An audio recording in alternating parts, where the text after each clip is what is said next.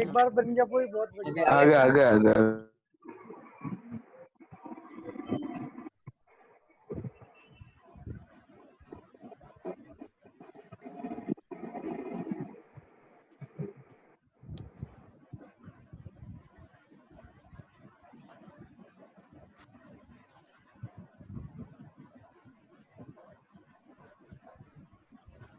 अब आ रही है आवाज? Yes sir. Yes sir.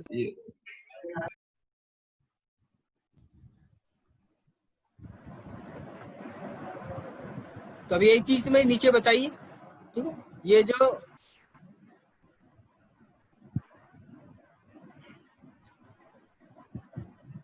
OD है, ओडी क्या है इसका, इस फोर्स सिस्टम का resultant. OD is the resultant of this force system. This law is basically an extension of triangle law of force. This is so because OB is the resultant of OA and AB, and therefore OC, which is resultant of OB and BC. ये देख रहे हो, OA और OB का resultant क्या है? OB. OA और AB का रिजल्टेंट क्या है? OB. ऐसे ही इन दोनों फोर्स सिस्टम का रिजल्टेंट क्या है? This one. इन दोनों फोर्सेस का रिजल्टेंट क्या है? This one.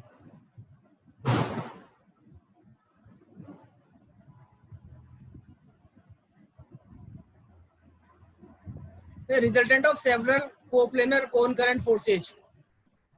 एक तरीका तो था हमारा पॉलीगन लॉ से, दूसरा एनालिटिकल मेथड है. ये फोर्सेस देख रहे हो? Yes sir. P2, P3 ये फोर्सेस एक्ट कर रहे हैं. P1 एक्ट कर रहा है थीटा 1 डिग्री के ऊपर, P2 एक्ट कर रहा है थीटा 2 डिग्री पे, और P3 एक्ट कर रहा है थीटा 3 डिग्री के ऊपर. तो अब इसका क्या होगा, इस तरीके का फोर्स सिस्टम दे रखा हो तो हम मेथड काम लेते हैं resolution of forces method. Resolution of forces method. ये P1, P2, P3 के फोर्सेस को रिजोल्व करना है एक्स डायरेक्शन में और वाई डायरेक्शन में. एक्स डायरेक्शन में और वाई डायरेक्शन में. तो रिजल्टेंट बाय एनालिटिकल मेथड. तो इन फोर्सेस के रिजोल्व पार्ट निकालेंगे हम. The resolve parts in the direction OX and OY of P1 and P1. P1 के क्या होंगे? P1 cos theta and P1 sin theta 1. P1 cos theta 1 and P1 sin theta 1. ऐसे ही P2 के क्या होंगे? OX और OY के अंदर cos theta 2 and sin theta 2. ऐसे ही सिमिलरली P3 के क्या होंगे? cos theta 3 and sin theta 3. यदि मान लिया जाए if the resultant R max an angle theta with the OX के साथ में थीटा एंगल बना रहा है रिजल्टेंट. आर कोस थीटा क्या है? आर कोस थीटा किसके इक्वल होगा? That will be equal to P1 cos theta 1 plus P2 cos theta 2 plus P3 cos theta 3. उसको हमने रिप्रेजेंट किया summation of horizontal forces. Similarly resultant का vertical component will be equal to vertical component of P1, P2, P3, इन सबका समेशन. That will be equal to summation of vertical forces sigma v. इन दोनों को now by squaring and adding equations 1 and 2 वो निकल के आएगा. Resultant will be equal to square root of sigma h square plus sigma v square.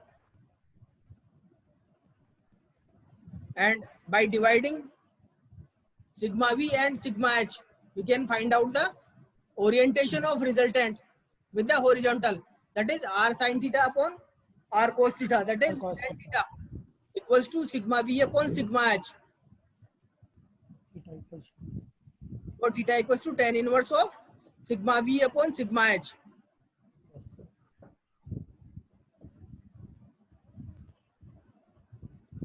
Equilibrium conditions for coplanar concurrent forces.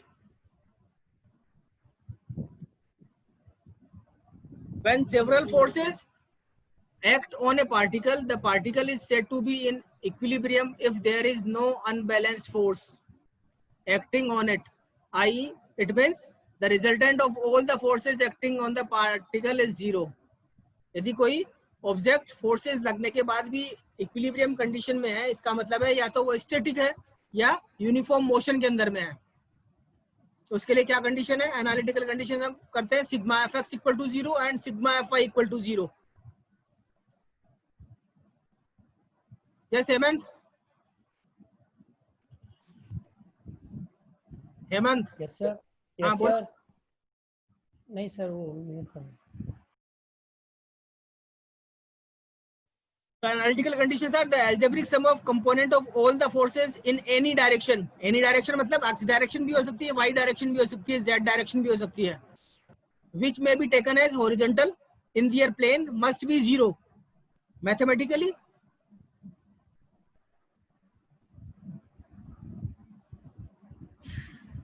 sigma h equal to 0. ऐसे ही second condition, the algebraic sum of component of all the forces in a direction perpendicular to the first direction, which may be taken as, यदि मान लो पहले x ले ली है direction, तो दूसरी direction होगी y, which may be taken as vertical in their plane must be 0. That is sigma v equal to 0.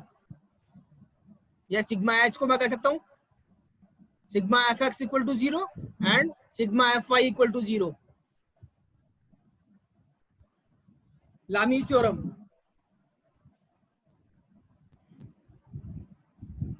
Hemant. Yes sir. What is Lami's theorem? Sir अगर तीन फोर्सेस रहती है एक ही पॉइंट से इमर्जिंग आउट, तो वो फोर्स और उसके पीछे वाला upon sine angle equals to करते रहते हैं अपन. तो लामीज थ्योरम कहाँ काम आएंगी? जब तीन फोर्सेस एक्ट कर रहे हो एक ही पॉइंट के ऊपर. तीन फोर्सेस एक्ट कर रहे हो एक ही पॉइंट के ऊपर. तीन फोर्सेस से ज्यादा होंगे तो क्या होगा? दो फोर्सेस हो तब तो हम क्या काम में ले सकते हैं? ट्रायंगल लो या पैरेललोग्राम लो. तीन फोर्सेस हो तो लामीज थ्योरम काम आ सकती है इसको सोल्व करने के लिए. तीन फोर्सेस से ज्यादा हो तो रिजोल्यूशन ऑफ फोर्सेस मेथड जो भी लिया इससे जो जस्ट पहले वाला जो मेथड था, that is resolution of forces method.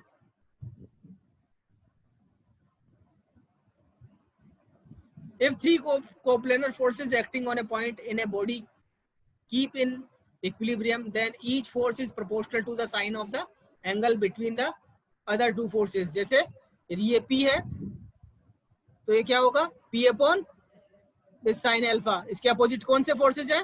Q और R. तो P अपॉन क्या हो गया? Sine alpha. Q अपॉन क्या होगा? Sign beta. और R अपॉन क्या होगा? Sign gamma. फिगर क्या शो कर रहा है? फिगर यही शो कर रहा है. Figure shows three forces P, Q and R acting at a point O. Let the angles between P and Q be gamma and between Q and R be alpha and between R and P be the beta. If these forces are in equilibrium, then according to the Lami's theorem, we can write P upon sin alpha, Q upon sin beta equals to R upon sin gamma. मतलब exam में इसका proof भी पूछा जा सकता है कई बार कि what will be the how will you prove Lami's theorem. Statement पूछ सकते हैं, छोटा क्वेश्चन होगा तो, और थोड़ा बड़ा होगा तो उसका प्रूफ भी पूछा जा सकता है. तो ये देखो जो अभी हमने डायग्राम देखा था P Q R, P Q R. अब ये Q P और R को हमने एक ही जगह पे रख दिया. देखो ये P को तो हमने यहाँ से इससे डिनोट कर दिया BD से, और R को किससे डिनोट कर दिया? इस OD से. तो ये एक ट्रायंगल बन गया.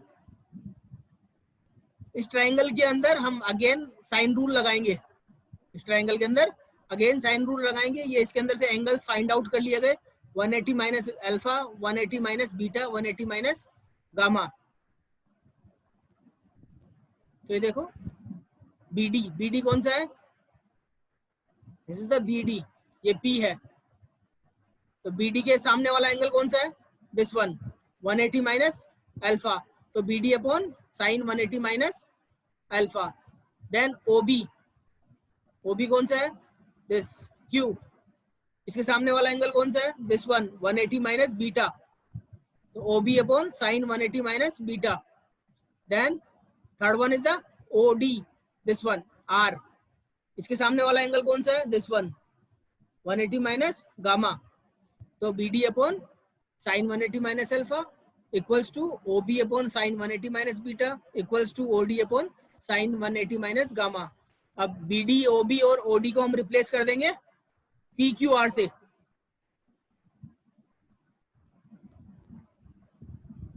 तो ये प्रूफ हो गया, 3 लाइन का प्रूफ है. Sir okay, thank you. Sir doubt है. हाँ, कौन बोला? हेमंत. हेमंत सर. हाँ. सर वो एक मिनट डायग्राम वापस चलाना, लास्ट वाला. सर इसमें हमारे को मतलब ये भी तो प्रूव करना पड़ेगा ना कि अगर OA का हम पैरेलल उधर ले जा रहे हैं और ये वो तुम उसी को राइटिंग में अगर लिखना ऊपर ले पड़ेगा जा रहे तुम्हें, हैं राइटिंग तो में डी लिखना पे ही पड़ेगा. टच होंगे हाँ? कि वो डी कि दोनों फोर्सेस डी पे ही मीट होंगे. कौन से? ये एक सर ही. अगर हम OC को अपन ऊपर ले रहे हैं सेम मैग्नीट्यूड और OA का भी अपन मैग्नीट्यूड D से ले रहे हैं तो दोनों D पे ही मीट होंगे. इसको भी तो प्रूव करना पड़ेगा ना सर. ये इसको दूसरी तरीके से बना सकते हो तुम, इस फोर्स को तुम, ये जो ये डायग्राम बनाया है इसको दूसरा तरीके से भी बना सकते हैं, वो तुम्हें शेयर करूंगा. इससे इससे क्या फर्क पड़ रहा है बताओ? आर को हमने उधर रिप्रेजेंट कर दिया, हमने ट्राइंगल बना दिया. 3 फोर्सेस हैं, 3 फोर्सेस हमने मिला के ट्राइंगल बनाया और उस पे साइन रूल अप्लाई किया. इसे ट्रायंगल तो वैसे तभी बनता है जब इक्विलिब्रियम हो. अगर सर ये इक्विलिब्रियम में नहीं होता, OC का मैग्नीट्यूड फिर ज्यादा होता, तब ये सर OC को अगर अपन इक्विलिब्रियम में ऊपर नहीं बनाते होता, तो वो D पॉइंट. इक्विलिब्रियम में नहीं होता तो ये अप्लाई नहीं होता लामीज थ्योरम. वही सर, तो D पे नहीं मिलते ना, तो सर ये भी तो बताना पड़ेगा ना कि ये दोनों फोर्सेस D पे ही मिलेंगे, दोनों का अगर मैग्नीट्यूड ऐसा ही हो. सर जो अपन ने BD बना लिया है ना सर OA के पैरेलल, और अपन ने OC को ऊपर बना दिया उतना ही मैग्नीट्यूड का, तो सर ये D पे ही मिल रहे हैं, ये अपन कैसे प्रूव करेंगे? हैं? इसका सर ये इसको दोनों प्रूव एक करने का अलग तरीका है, ग्राफिकल मेथड से प्रूव करना पड़ेगा उसको. अच्छा, तो ग्राफ वो चीज बनाओगे वहाँ जब, पे. क्योंकि जब वो आएगा रिजल्टेंट आएगा तो वो वहां मीट करेगा ही. हाँ सर वो तो करेगा, वो पता ठीक है है, ना? बट तो वो तरीका आएगा ग्राफिकल मेथड. ठीक है. और अब आज क्लास लेनी है, और अब हम नेक्स्ट क्लास में डिस्कस करेंगे न्यूमेरिकल्स. ठीक है. Okay, तो sir. नेक्स्ट क्लास में सभी अब कैलकुलेटर और कॉपी पेन लेके बैठे. Yes sir. कैलकुलेटर है, पेन कॉपी लेके बैठे. या तो आज या नहीं कल सर, कल सुबह. सर कल तो संडे है. कल संडे थोड़ी है, सैटरडे है. कल सैटरडे. हाँ सर, कल ले लो. ले लेना है ना? तो संडे को भी हाँ क्या सर. है ऑनलाइन के अंदर, संडे क्या फर्क पड़ता है? सैटरडे संडे यस यदि तुम्हारी सर, पढ़ने की ले इच्छा लेना तो पढ़ सर. देंगे, नहीं तो कोई दिक्कत नहीं. ठीक है. सर तो कल, हमारी तो पढ़ने की इच्छा है. हाँ, कल तो फिर सेकंड कल 10 सैटरडे. बजे. सेकंड. सर आप कॉलेज जाओगे क्या कल? कल सेकंड सैटरडे. नहीं, मैं नहीं जाऊंगा कॉलेज, क्या? कल पे पढ़ा अभी घर से ही पढ़ा दूंगा. हाँ सर. ठीक है सर. कोई प्रॉब्लम नहीं. Time no sir. Attendance P P डाल दे चैट बॉक्स में. हाँ सर. सर कल का टाइमिंग 10 बजे. Okay sir. Okay sir.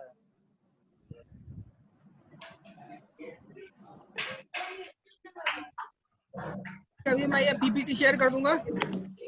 Yes sir. Okay. Thank you sir. Sir आपने लेक्चर प्लान शेयर नहीं किया? लेक्चर प्लान मैं बाद में शेयर कर दूंगा, लेक्चर प्लान अभी बनाया नहीं मैंने. ठीक है. करने दो सर, कोई बात ओके नहीं, सर. करते रहेंगे, अपना आप कंप्लीट हो जाएगा. DS कुमार का 2013 एडिशन पड़ा है मेरे पास, नया लाऊं या सर ये चल जाएगा? चल जाएगा पुराना. चल जाएगा ना सर, चेंजेस थोड़ी ना है. पुराना चल जाएगा, कोई चेंज नहीं है. Okay sir. Okay sir.